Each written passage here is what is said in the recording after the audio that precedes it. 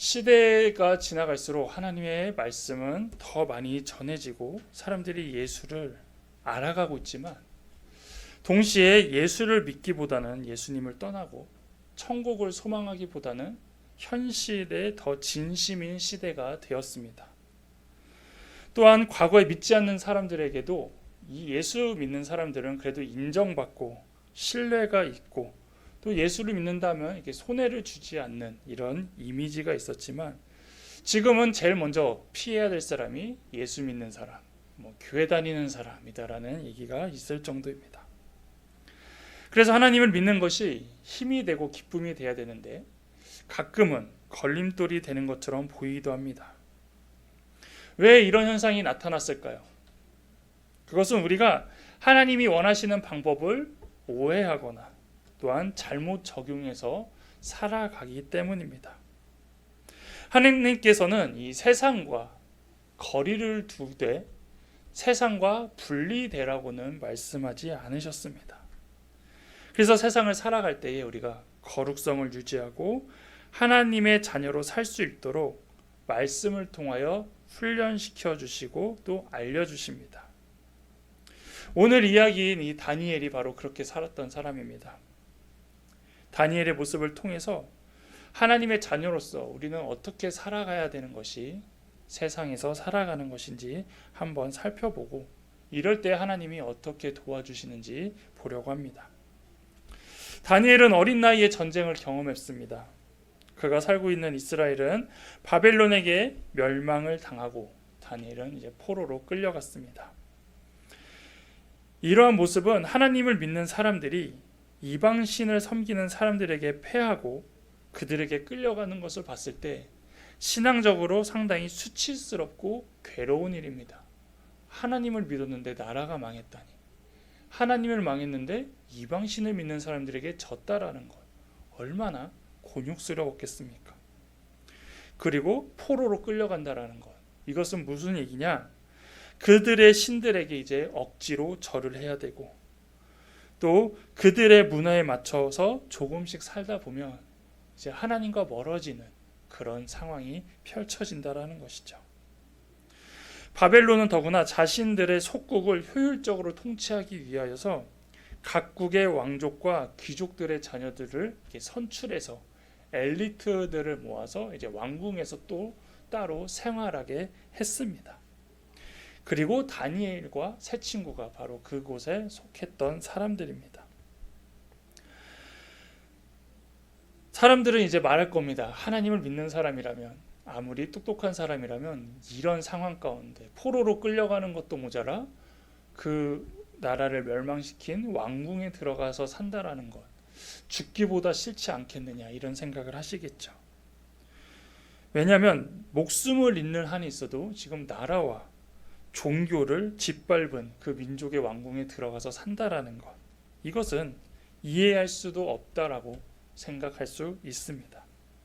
그렇지만 다니엘과 세 친구가 이렇게 바벨론 왕궁에 들어가서 사는 거에 대하여서 성경 어디에도 이것이 잘못됐다, 이렇게 해서는 안 된다라는 얘기는 없습니다. 왜냐하면 지금 다니엘의 현재 상황보다 중요한 것은 이런 상황 가운데서도 하나님이 함께 하셨다라는 것을 성경에서는 말하고 싶기 때문입니다.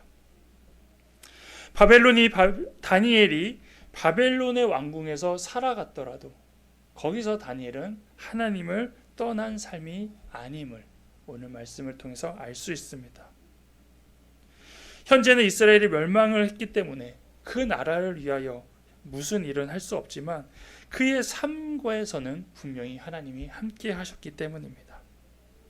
하나님과 함께한 다니엘, 이 다니엘은 두 가지 복을 오늘 받게 되는데요.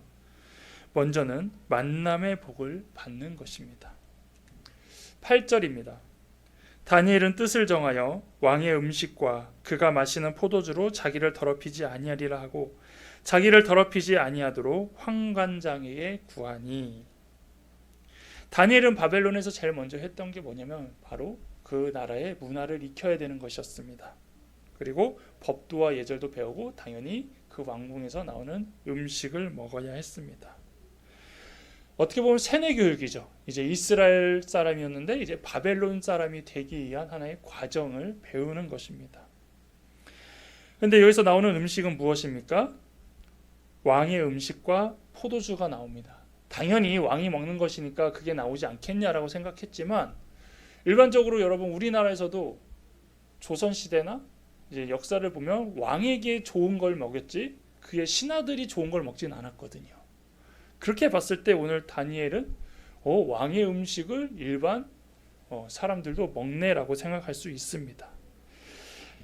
이것은 그들이 특별한 게 아닙니다. 다니엘과 세 친구가 이제 포로로 와서 또 이렇게 특별하기 때문에 이들에게 이것을 준 것이 아니라 이들에게 이렇게 주는 것은 바벨론식 생활에 빠르게 익숙하게 만들려고 하는 것이었고 또한 이것을 통해 절대 복종, 왕이 이렇게까지 너희를 위해 생각하면 너희가 포로의 신분이지만 그래도 이 나라를 위하여서 우리나라 왕을 위하여서 열심히 해야 되지 않겠냐. 그것이 이제 은연중에 있는 것이었죠. 또한 그들이 이 음식을 피한다라고 하는 이 부분은 왜 문제가 되냐면 이것이 이방 우상에게 바쳐져서 피한 것이기 때문에 말할 수 있었지만 한편으로는 왕이 하사한 음식을 거절한 것이기 때문에 이 나라에서는 이것을 크게 문제 삼을 수 있었다라는 겁니다. 하지만 이들은 다니엘과 세 친구는 이 위험을 감수하고 왕의 음식을 거부하겠다라고 이제 이야기한 것입니다. 이 말은 환관장은 놀랍니다. 다니엘과 친구들이 이 음식을 거절하면 이 문제가 자신에게도 어려움이 생기기 때문입니다. 그러자 이것까지 생각한 다니엘은 이제 제안을 합니다. 12절 13절에 청하오니 당신의 종들을 열흘 동안 시험하여 채식을 주어 먹게 하고 물을 주어 마시게 한 후에 당신 앞에서 우리의 얼굴과 왕의 음식을 먹는 소년들의 얼굴을 비교하여 보아서 당신이 보는 대로 종들에게 행하소서 하매. 보자마자 그 다니엘이 우린 이제 왕의 음식 안 먹겠다, 포도주 안 먹겠다, 대신 우리에게 채식을 줘라 라고 얘기한 것, 이것은 되게 놀란 얘기지만 제안을 한 거거든요. 평생 그러겠다는 게 아니라 그러면 일단 열흘만 우리가 이렇게 해볼 테니까 한번 비교해 보시고 결정해 주십시오라고 얘기한 겁니다. 그래서 다니엘의 이 도전에는 놀랬지만 또 들어보니 합리적이라고 생각해서 이제 수용하고 열흘간은 이제 채소와 물을 줍니다. 열흘이 지났습니다. 어떤 일이 일어납니까? 15절에 열흘 후에 그들의 얼굴이 더욱 아름답고 살이 더욱 윤택하여 왕의 음식을 먹는 다른 소년들보다 더 좋아 보인지라. 어떻게 이런 결과가 가능했을까요? 이 말씀을 누가 제일 많이 쓰냐면 채식주의자들이 씁니다. 봐라, 성경에서도 고기를 먹지 않고 열흘간 채식과 물만 먹어도 충분하다라고 해서 그들이 이 주장을 하지만 정작 이 말씀은 채식주의자들이 주장하는 이거와는 전혀 다른 의미라는 것이죠. 환관장에게 제안을 한 다니엘의 모습을 한번 볼까요? 자신감 있게 달라고 했지만 한편으로는 다니엘은 그것만 먹는 것으로 이렇게 좋은 결과가 나진 않았을 겁니다. 성경에 기록되어 있지 않지만 어땠을까요? 채식을 먹으면서 항상 기도하지 않았을까요? 하나님, 이렇게 내가 이 나라에서 거룩하게 살 방법밖에 없습니다. 그리고 이렇게 제안했는데 이것을 통해 하나님께서 도와주지 않으신다라면 우리가 이것을 벗어날 방법이 없습니다라고 기도하면서 그 음식들을 먹진 않았을까요? 그리고 영양가가 없더라도 이 채소와 물을 통해서 하나님이 도와주신다라면 우리가 원치 않는 그런 우상에게 드려졌던 음식을 피할 수 있을 겁니다. 이렇게 기도하면서 기다렸을 것입니다. 이렇게 다니엘은 신앙의 걸림돌이 되는 상황에서 결단하고 도전하자 하나님께서 그 승리를 허락하신 것입니다. 그런데 잘 보시면 다니엘의 이러한 신앙의 결단도 되게 중요하지만 한편으로는 이 결단을 또 들어준 환관장도 대단한 사람이라는 겁니다. 만약에 환관장이 이것을 거절했다라면 어땠을까요? 결과론적인 이야기지만 만약 다니엘의 이 요구를 정해진 규칙과 법에 의하여 거절했거나 이 사실을 왕에게 알렸다라면 지금 이런 스토리로 이야기가 흘러가지 않았을 겁니다. 또한 환관장도 다니엘의 요구를 수락했지만이 열흘 동안 긴장하고 있지는 않았을까요? 마음의 부담도 많이 갖고 그 열흘을 기다렸겠죠. 그렇지만 이제 이 열흘 후에 지나고서는 이렇게 좋은 모습으로 나타나자 다니엘과 친구들도 더 이상 이게 거룩을 무시하는 음식을 먹지 않아도 되고 환강장도 이제 마음 편하게 그들이 원하는 음식을 주게 되었다라는 것입니다. 이 말씀을 통해서 우리가 볼 수 있는 건 무엇이냐면 여러분들도 세상에서 다양한 어려움을 겪게 되지만 하나님께서 그것을 결코 여러분 혼자 두지 않으신다는 겁니다. 하나님께서 항상 우리 곁에 계셔서 도와주시지만 그 가운데 바로 이렇게 필요한 사람을 통하여 도우신다는 거죠. 이것을 우리는 만남의 축복이라고 표현합니다. 특히 우리는 세 종류의 만남의 축복을 인생에서 겪습니다. 첫째로 하나님을 알게 한 사람, 소개자를 만나게 해주십니다. 무슨 얘기입니까? 여러분들 이 가운데 처음부터 하나님을 안 사람은 없습니다. 하나님께서는 누군가를 통해서 또 어떠한 방법을 통해서 복음을 듣게 하시고 그 다음은 알게 하셔서 믿게 하셨다는 겁니다. 그래서 여러분들이 인생에서 가장 감사해야 될 사람은 바로 이 복음을 여러분에게 들려준 사람입니다. 그리고 이 사람을 잊지 말아야 됩니다. 그분 때문에 여러분들이 복음을 듣게 됐고 복음을 알게 되었기 때문이죠. 동시에 우리도 어떤 사람이 돼야 됩니까? 이 복음을 알려줘야 되는 사람이 돼야 합니다. 우리는 자랑하는 것을 좋아하는 존재이지만 무엇을 자랑해야 되는지는 우리가 또 구분해야 되는 것이죠. 왜냐하면 무엇을 자랑하냐에 따라 그것이 교만한 사람이 되고 한편으로는 겸손한 사람이 될 수 있다라는 겁니다. 자랑하는 건 좋습니다. 하지만 이것이 교만이 되지 않고 고마운 사람, 겸손한 사람이 되려면 바로 우리는 복음을 자랑해야 합니다. 그래서 예수님께서도 가장 먼저 한 사역이 무엇입니까? 바로 하나님의 나라를 전파했다라는 것입니다. 예수님의 직업은 목수였습니다. 하지만 언제나 복음을 전하셨습니다. 우리도 직업이 있고 하는 일이 있지만 그 가운데 가장 중요한 것은 바로 복음을 전해야 합니다.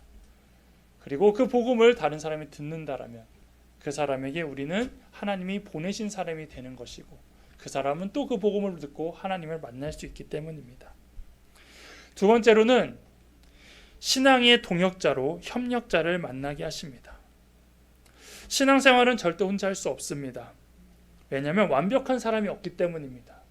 우리가 말씀 보고 기도하지만 가끔은 함께 해야 되는 이유는 뭐냐면 나 혼자 하기에는 가끔 힘들 때도 있고 어렵고 지칠 때 함께 해주는 사람이 있을 때 다시 힘내서 그것이 끊기는 것이 아니라 계속 이어갈 수 있기 때문입니다.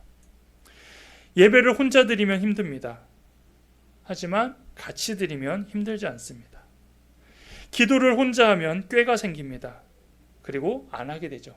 하지만 같이 하면 힘이 되고 뜨거워집니다. 말씀을 혼자 읽으면 지루하고 어렵지만 같이 읽으면 집중도 되고 또 그 말씀을 나눌 때 은혜가 됩니다. 전도를 혼자 하면 두렵고 용기가 나지 않지만 같이 하면 그래도 든든하고 힘이 됩니다. 지금 저에게 신앙의 동역자는 김인범 목사님일 수도 있지만 바로 여러분입니다. 왜냐하면 하나님께서 여러분들에게 이 자리에 보내주셨기 때문입니다. 하나님께서 여러분을 저에게 알려주셨기 때문입니다. 여러분들도 이 동네에 많은 교회가 있습니다. 그리고 많은 말씀을 들었을 텐데 그래도 이 교회에 오는 마음을 갖게 하셨고 또 우리를 만나게 하신 것, 이것이 하나님의 뜻이라는 것이죠. 또 저희가 수천 개 정도의 이제 전도 휴지를 돌렸지만 또 그거를 받고 마음이 움직이는 것도 하나님의 뜻이라는 것입니다. 그래서 우리는 직분만 다를 뿐 하나님과 함께 섬기며 세워가는 신앙의 동역자, 신앙의 협력자가 되는 것입니다. 또한 세상에서는 하나님께서 다양한 동역자를 여기저기에 여러분에게 붙여주신다는 겁니다. 지금 얘기하는 것은 이 교회 안에서 이루어지는 것이지만 여러분들이 이제 가정에서나 또 사회에서 생활할 때 지금 옆에서 같이 일하는 직장 동료 아니면 옆집에 사는 분, 그리고 동네 친구, 어떤 모임의 사람들, 이 사람들이 다 하나님의 동역자가 될 수 있다라는 것이죠. 또한 때와 상황에 맞춰서 신기하게도 사람을 만나는 경우가 있습니다. 그리고 그 사람과 또 관계를 맺게 하는 것. 그래서 여러분들을 도와주거나 또 여러분이 돕거나 하는 이 모든 것들, 설령 신앙이 없는 사람도 하나님께서 붙여주신다는 것이죠. 잠언에는 악인까지도 하나님이 쓰신다고 표현되어 있습니다. 그래서 하나님께서는 이 세상에 있는 모든 사람들을 통하여서 여러분들을 돕거나 또 여러분들이 하나님을 알게 한다는 겁니다. 그래서 신앙의 동역자로 다양하게 협력자를 붙여주신 것입니다. 그리고 다니엘도 이런 사람들을 만난 것이죠. 환관장이 하나님을 알던 사람이었습니까? 아닙니다. 하지만 하나님께서 환관장을 통하여서 다니엘이 그곳에서 이렇게 생활할 수 있도록 만나게 해주셨다는 겁니다. 세 번째로는 누굴 만나냐? 이제 신앙의 격려자로 중보자들을 여러분에게 보내주십니다. 사람의 만남은 이제 외적으로 만나는 일반적인 비즈니스도 있지만 한편으로는 또 마음을 나누는 교제도 있다라는 것입니다. 그래서 신앙은 동역으로만 끝나지 않습니다. 더 나아가 함께 기도하는 관계까지도 나아가는 것입니다. 교회에서는 목회자는 성도들과 이웃을 위해 기도한다라면 성도들은 또 목회자와 또 이웃을 위해 함께 교차적으로 같이 기도하는 위치에 있습니다. 또한 나를 위해 기도해 주는 사람을 만난다는 것, 그것만큼 큰 은혜와 힘이 되는 것은 없다라는 것이죠. 주위에서 어려울 때마다 돈을 줘도 좋죠. 또 어떠한 환경에 특권을 줄 수도 있는 것도 참 좋습니다. 하지만 또 때에 따라서 우리의 마음이 어렵거나 또 힘든 일이 있을 때 그것을 통해 같이 기도해 줄 수 있는 사람이 있다라는 것, 그것도 큰 힘이 된다는 것입니다. 동시에 나도 다른 사람을 위해 기도할 수 있다는 게 참 은혜입니다.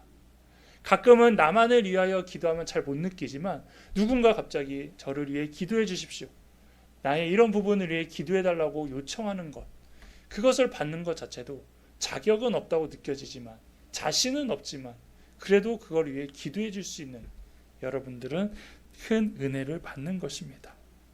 그래서 이런 찬양이 있죠. 누군가 날 위하여 누군가 기도하네.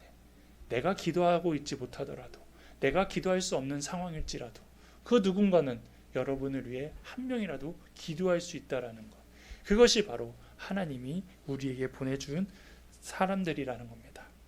또한 우리는 로마서 12장 15절처럼 즐거워하는 자들과 함께 즐거워하고 우는 자들과 함께 울라. 이것은 일반적으로 격려하고 그들을 보듬어주라는 것을 넘어서서 그들을 위해 함께 기뻐해주고 같이 기도해주면서 나아가라는 것을 말하고 있습니다.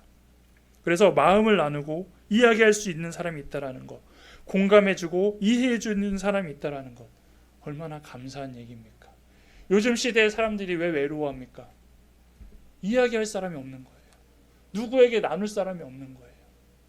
여러분, 내가 내 주변에 사람이 되게 많은 것처럼 느껴지지만 내 마음을 풀 사람이 얼마나 있는지 점검하는 방법이 있습니다. 여러분, 집에 가셔서 핸드폰 주소록 있으시죠?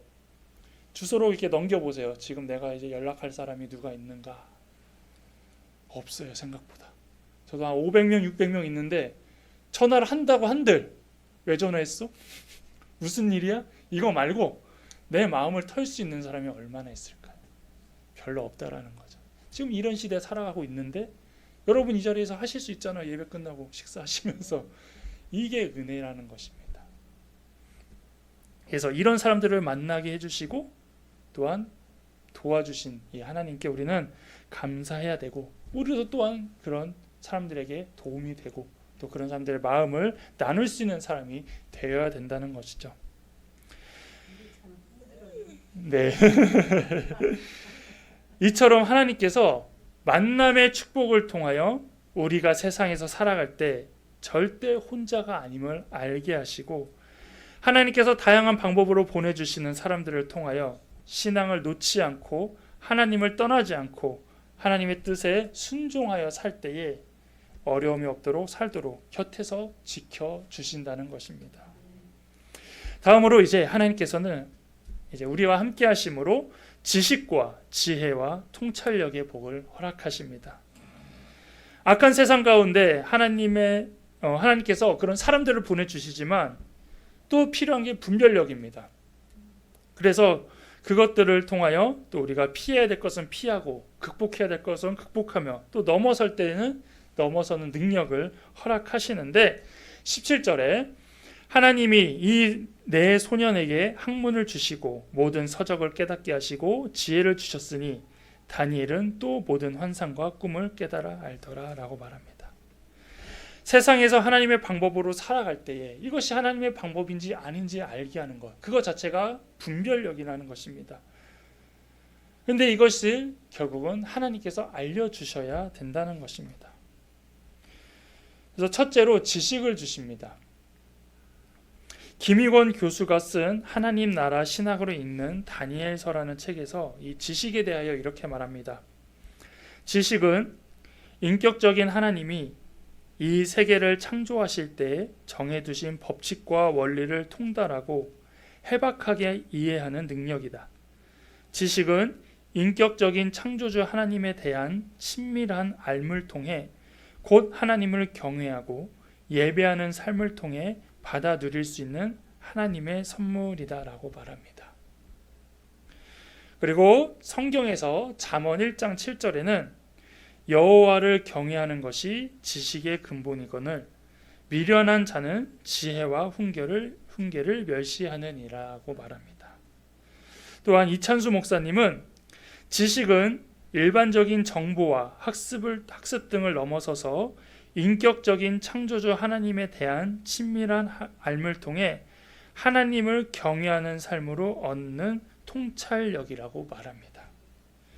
저 공통점이 무엇입니까? 여기서 말하는 지식은 일반적인 상식을 뛰어넘어서 하나님을 알게 하는 것, 이 세상을 통해 하나님을 깨닫고 하나님을 알므로 예배의 자리로 나아가는 것까지 말하고 있는 것입니다. 그런데 우리는 이러한 하나님을 아는 지식과는 단절되어 있고 하나님이 빠져 있는 지식에 파편들만 모으게 되어서 지식이 깊어지지 않고 단절되어 있다는 것이죠. 그래서 하나님께서 우리에게 주는 지식은 무엇이냐? 하나님을 아는 지식.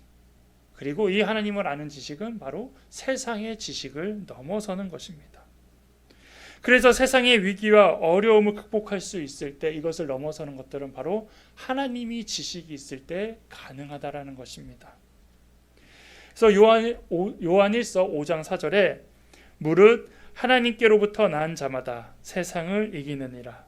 세상을 이기는 승리는 이것이니 우리의 믿음이다 라고 말합니다. 우리가 위기라고 말하죠. 어렵다라고 얘기하죠. 하지만 하나님을 믿는 사람들은 크게 이거에 대하여 휘청거리지 않는다는 겁니다. 왜 그렇습니까? 사람들은 이것은 다양한 통계와 확률과 지식으로, 경험으로 극복해 나가려고 하는 겁니다. 그래서 앞날에 비전이 없는 건 지금 확률적으로 보니까 이게 전혀 답이 안 보이거든요. 성장할 수 없어 보이거든요. 하지만 하나님을 믿는 사람들은 어떻습니까? 그럼에도 하나님은 통로를 열어 계시고 답을 알고 계시고 어떻게든 이 세상에서 살아갈 수 있는 답을 알고 계시기 때문에 그걸 하나님한테 맡기고 우리는 그걸 통해 기다리고 있기 때문에 가능하다라는 것입니다. 그래서 세상을 이긴다는 건 무엇입니까? 세상이 해결할 수 없고 세상이 어렵고 세상은 힘들다고 하는 것들을 우리는 그것들을 넘어서고 다음을 위해 준비한다는 것을 말하고 있습니다. 그래서 우리는 이 능력으로 세상에 갇혀 사는 게 아니라 세상을 넉넉히 이기는 살아가는 이 승리가 바로 믿음으로부터 나온다라는 것이죠. 다음으로 다니엘은 모든 서적을 깨닫게 하시고 지혜를 주시는 하나님의 은혜를 입습니다. 다니엘과 세 친구들이 어린 나이에 바벨론의 포로로 끌려가 불이익도 있고 아픔도 있었지만 한편으로 그들이 얻었던 건 무엇이냐면 바로 바벨론의 고급 학문과 서적들을 접했다라는 것입니다. 이것이 복이 되는 것은 세상의 지식을 얻을 수 있기 때문도 있지만 그것을 통하여 나중에 이제 다니엘이 왕들에게 다양한 조언을 할 때에 그것을 깨닫고 알게 할 수 있는 하나의 기초가 되었다라는 겁니다. 또한 이것은 지식으로만 가능한 것이 아닙니다. 바로 하나님의 지혜가 있었다라는 것입니다. 그래서 하나님께서는 다니엘에게 이 지혜와 지식으로 무엇을 하셨습니까? 바로 환상과 꿈을 깨닫게 해주셨습니다.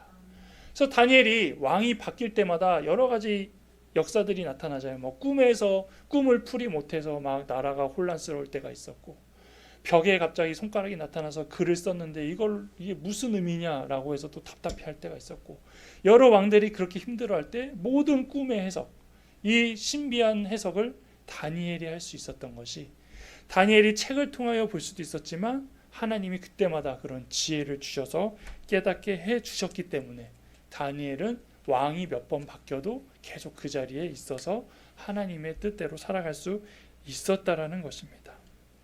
우리는 어떨까요? 그렇다면 이걸 봤을 때 책을 많이 읽어야죠. 우리도 지식은 알아야 이것이 또 지혜로 표현될 수 있기 때문에. 하지만 우리는 가장 먼저 성경을 봐야 되는 겁니다. 성경을 봤을 때 이것이 하나님이 주신 뜻인지, 그리고 하나님이 원하시는 것인지 한 번 더 분별할 수 있는 것이고, 그것이 지혜로 표현될 수 있기 때문입니다. 그래서 디모데후서 3장 15절에 또 어려서부터 성경을 알았나니 성경은 능히 너로 하여금 그리스도 예수 안에 있는 믿음으로 말미암아 구원에 이르는 지혜가 있게 하느니라 라고 말하고 있습니다. 현재는 다양한 장르와 다양한 주제의 책들이 수없이 나와 있습니다.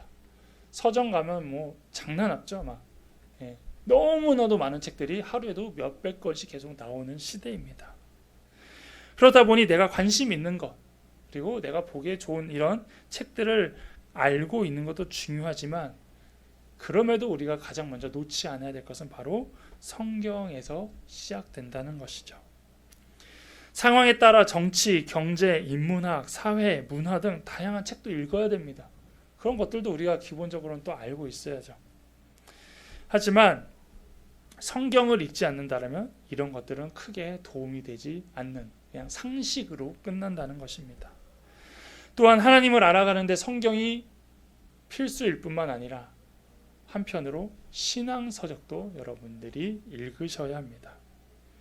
우리가 성경 및 신앙서적을 읽을 때 하나님의 뜻에 따라 살아갈 수 있는 지혜가 생기고, 또 바른 행위와 이성적인 힘을 얻게 됩니다. 성도 여러분, 다니엘은 파란만장한 포로 생활을 했습니다. 불못에도 들어갔고요, 사자굴에도 들어갔습니다. 그런데 어느 때에는 또 왕들의 꿈을 해몽하고 벽에 쓴 글씨를 해석해 주기도 했습니다. 또한 바벨론의 왕들이 최소 4번이나 이렇게 바뀌는 가운데서도 다니엘은 끝까지 그 자리에 있었습니다. 포로였음에도 왕궁에서 이렇게 살아날 수 있었던 것은 바로 하나님과 함께였기 때문입니다. 오늘 여러분의 삶에도 이 수식어가 힘이 돼야 합니다. 오늘 제목이 무엇입니까? 하나님과 함께라면입니다. 하나님께서 함께 하신다는 것은 바로 하나님이 일하시는 것을 언제나 우리는 경험하며 산다라는 것을 말합니다. 더욱이 하나님의 일하심은 교회에서보다는 세상에서 더 두드러지고 눈에 더 띈다라는 것이죠. 우리에게 우연은 없습니다. 그래서 여러분들이 만나는 한 명 한 명 모두 하나님의 계획을 통해 만나는 사람들입니다. 그래서 내가 만나는 사람들을 환영하고 또 반가이 여기고 사랑해야 합니다. 그분들이 하나님께서 보낸 사람들이기 때문입니다. 또한 언제나 책을 가까이 해야 합니다. 특히 하나님의 말씀을 들으시고 읽으셔야 합니다. 그래야 통찰력이 생기고 지혜가 성장하며 하나님을 아는 지식으로 복음을 전할 수 있기 때문입니다. 이제는 여러분이 이 다니엘이 받은 복을 받으시길 원합니다. 그래서 이 세상을 넉넉히 이기시길 바랍니다. 이번 한 주 하나님과 함께라며 이라는 이 제목을 가지고 이 수식어를 가지고 살아가시는 여러분 되기를 기대하겠습니다.